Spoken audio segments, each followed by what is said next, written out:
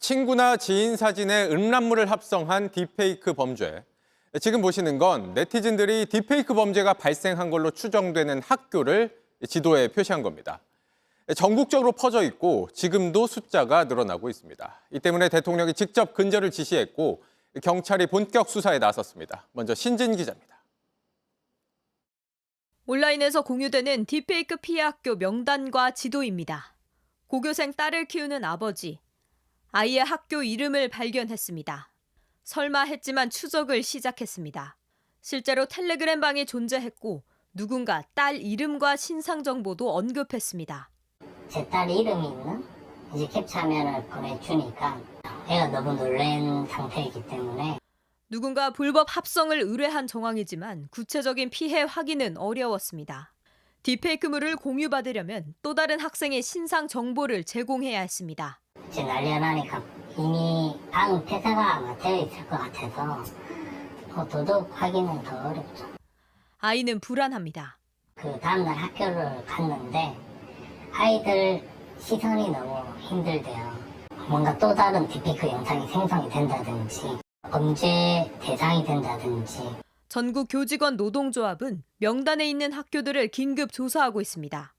최소 40개 학교에서 실제 피해를 확인했는데 조사는 이제 시작 단계입니다. 학교 명단 이외에도 상당수의 학교에서 피해 사례가 접수가 됐습니다. 그 명단은 이제 최소치에 불과하다는 것이고 지금 확인되지 않는 사례가 훨씬 많다는 얘기거든요. 경찰은 22만 명이 접속한 걸로 알려진 딥페이크 제작 텔레그램 방 내사에 착수했습니다. 전국 곳곳에서 신고는 기하급수적으로 늘고 있고 수사도 속속 진행되고 있습니다. 서울 관악구에선 인근 여고생들의 딥페이크물을 제작한 고교생이 특정됐습니다. 경남 하동에선 남자 중학생 6명이 같은 학교 여학생 12명의 사진을 합성해서 돌려봤습니다. 서울경찰은 학부모 약 78만 명에게 대응법 등을 알리는 긴급 스쿨벨을 발령했습니다. JTBC 신진입니다. 이런 딥페이크 범죄는 10대, 20대 사이에 급격히 퍼졌는데 문제는 이걸 범죄가 아니라 하나의 놀이처럼 여기는 경우가 많다는 겁니다. 불법 합성물을 만들고 유포하는 걸 넘어서 일부러 보여준 뒤에 당황하는 상대 반응을 즐기기도 합니다. 임예은 기자가 취재했습니다. 여보세요? 대답 대신 시끄러운 소음이 들리더니 영상통화로 바뀝니다. 응원가에 맞춰 나체로 춤추는 여성 영상이 나옵니다. 딥페이크 물입니다. SNS에서 걸려온 이 전화, 중학교 1학년 여학생이 받았습니다. 상대는 어린 여학생이란 걸 알고 있었습니다.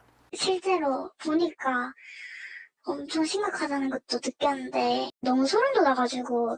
한 달 전부터 일방적으로 반복해서 말을 걸던 사람입니다. 누구인진 모릅니다. 목소리를 냈는데 그게 딸일 수도 있는 거잖아요. 그래서 좀 그것 때문에 불안한 게 있긴 했어요. 실제 최근 공개된 현역군인 딥페이크 방에선 다른 사람에게 불법 합성물을 보여주고 반응을 인증샷으로 달라는 지시가 오갔습니다. 이런 모든 과정, 돈을 벌거나 쾌감을 느끼는 걸 넘어 놀이처럼 이뤄집니다. 놀이에 하나에 참여하는 그런 어떤 굉장히 나쁜 그런 문화로 자리 잡았다라고 볼 수가 있습니다.